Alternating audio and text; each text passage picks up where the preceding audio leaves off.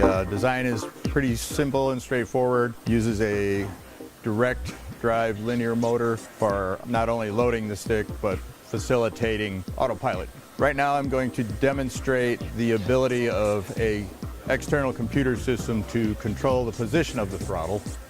That would be analogous to say an autopilot scenario or the insertion of a fault during a training.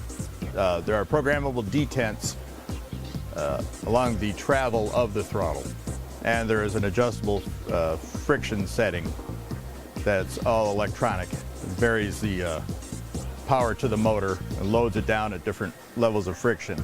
So this is your adjustable friction setting for the throttle. That's set by the pilot to what they desire. There are programmable detents along the travel of the throttle. It will hit a couple detents, one at 50% and one at around 90% to represent the position of the throttle when the pilot needs to kick in the afterburner. So here's the first detent right there. You might have saw the stick bump as I went across it. And then here's the 90%. And I'll go across it again. And also there's a stop at 10%. Prevents the pilot from accidentally bringing the throttle all the way to zero while they're in flight.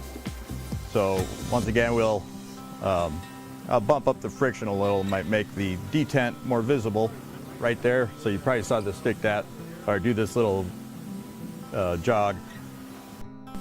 And then at 90% right there, and then back down to 50%, and then the 10% limit. Okay, here we have a control-loaded F-35 control stick. It is loaded in both axes, pitch and roll, and I can demonstrate that the motors drive the stick back to center in both axes. Once again, during autopilot scenario or insertion of problems during a training session, these sticks are able to be controlled from the host computer. The roll axis is loaded down by two direct drive rotary motors, and there's a single motor for the pitch axis. And that allows us to achieve the forces necessary.